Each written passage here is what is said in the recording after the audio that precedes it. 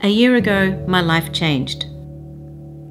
In the heart of Australia, surrounded by miles of red sand, I set off to run 200 marathons around the world before the opening of the UN Water Conference.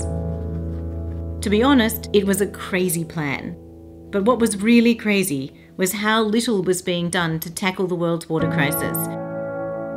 How little attention it got in cabinet rooms and boardrooms, or the front pages of the world's press. So I decided to lace up my shoes and run for water.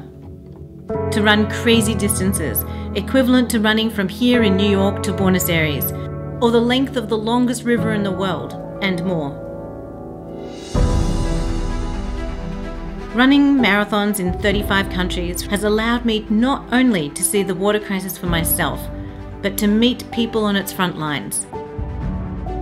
Farmers and fishers, mothers and daughters, Indigenous peoples and business leaders. Like the Bedouin elder who said to me as we sat on top of a barren mountain in Jordan, "You read it, but we live it." And the herders in northern Kenya who've had to dig wells so deep to find water for their livestock that they need a human daisy chain to pass each precious bucket back up to the surface. And the shattered fishing communities of the Aral Sea. And the farmers in Konya in Turkey, where the ground itself is collapsing because too much water has been sucked out for irrigation. And of course, too many women and girls still risking their lives to trudge ridiculous distances each day to collect water. But I was inspired to keep going by the people I met, by the solutions that already exist, and by the innovators and entrepreneurs and leaders who are helping to shape a better future. And by the growing global grassroots movement of people across almost 200 countries and territories across the world. As I gazed over a valley of rapidly disappearing glaciers in Tajikistan, a local guide told me, "Mina, please tell these people directly. The time for soft language is over. We need real action, and we need it now."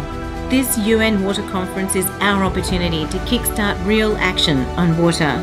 We know what we need to do is hard, but so is running 200 marathons in some of the world's toughest places and most treacherous conditions. But I did it. Hard? Yes. Crazy? Certainly. Impossible? No. And none of the steps that any of us, our governments or our businesses must take to solve our water crises are impossible either. Remember that without water, there is nothing. Water is everyone's business. This is our moment to push water to the top of the agenda, to really commit to urgent action, and then to actually go out and do it. This is the time for the world to finally act on water. Let's have the courage to make it count.